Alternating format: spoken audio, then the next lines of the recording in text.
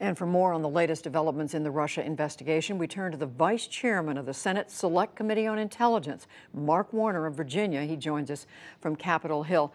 Senator Warner, thank you for being here. What do you make of this latest story? Well, Judy, again, I've said this a couple of times that you can't make some of this stuff up. It's strange credibility. This bothers me on a variety of levels. One, it bothers me that this is a continuing series of individuals affiliated with the Trump campaign or the Trump administration who say they've had no meetings or contacts with Russians until there's proof of those meetings, and then they have to recant, or in the case of General Flynn, the National Security Advisor, he got fired, or the Attorney General had to recuse himself. What's particularly, I think, significant about these last 48 hours is this is the first time the public is seeing, now in black and white, what we've heard from the intelligence community, that there was an organized effort by the Russian government to interfere, to help one candidate, Donald Trump, to hurt another candidate, Hillary Clinton. And what is so particularly disturbing is that we've now got the president's son, the president's son-in-law, and the president's campaign manager at the time all being willing to take the meeting with this so-called Russian agent, where it at least has been represented as part of this Russian government effort to discredit Clinton, and that they were anxious to receive this kind of information. I find that, and there will be folks like Special Counsel Mueller who will have to determine whether that meets a legal standard of criminality, but it sure does make it very important that we in the Senate Investigating Committee get a chance to talk to all three of these individuals, which we plan to do. Well, you used the word collusion. You said that's what this investigation has been about. One of your Democratic colleagues on the Intelligence Committee, Senator Wyden of Oregon, said today, this proves there was at least an attempt at collusion. Is that how you see it? Well, Judy, I feel like my job in this investigation is to keep this investigation bipartisan, working along with Chairman Burr. I'm going to reserve my final judgments until we get a chance to talk to all of the witnesses, get all of the information that we're continuing to collect. But it sure as heck bothers me that there is this continuing pattern of individuals from the Trump campaign and Trump administration denying these contacts with Russians, and then when proof comes out, they have to dodge or dance or amend their filings. Or now, in particular case, we're asked to believe that the president's son and son-in-law had information that was part of a Russian government effort to discredit their opponent, and that somehow that was never shared with their father or father-in-law. Again, I'll accept their word until we get a chance to talk to them in person. Well, Senator, how do you, though, interpret their evolving explanation?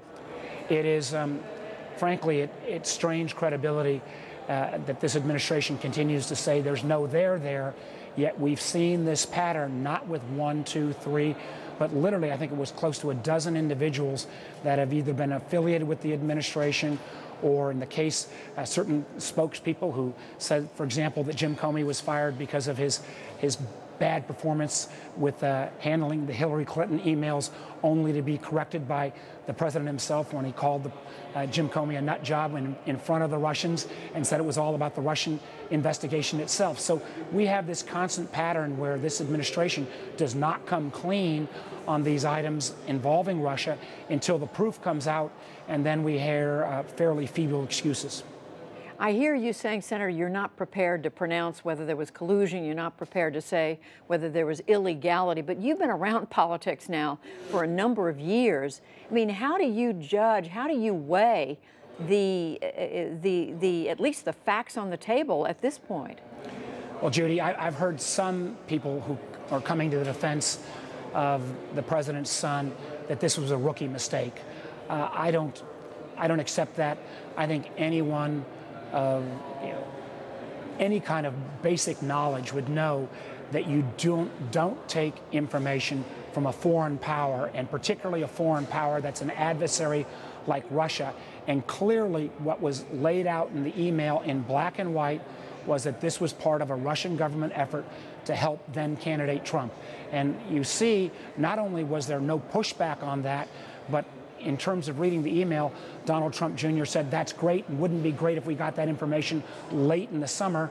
And if you follow the timeline, I'm sure all your audience hasn't followed this quite as closely as I have, but it was late in the summer that more and more of these DNC emails were released, where then Trump confidant Roger Stone first started tweeting about the fact that he had contact with a Russian cutout, Guccifer II, and that it would soon be John Podesta's turn in the so-called barrel. And sure enough, it was John Podesta's emails that were subsequently leaked as well. So the timing in terms of what Donald Trump Jr. was hoping and then what came to pass is also a little bit curious. Senator, finally, how do you view the likelihood that the president himself did not know about this? The White House is saying he did not know.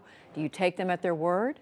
I will take them at the word at this point, but the idea that the president's son and son-in-law had this kind of outreach from what appears to be an agent of the Russian government, and that there was a Russian government knowledge of an effort to help candidate Trump, I'm surprised at least, and again, I'll take him at the word, but surprised at least that this wouldn't come up over dinner conversation at some point over the ensuing months. But can we assume that's a question you'll be asking? You can assume darn right that's a question I'll be asking. Senator Mark Warner, Vice Chairman of the Senate Select Committee on Intelligence, we thank you. Thank you, Judy.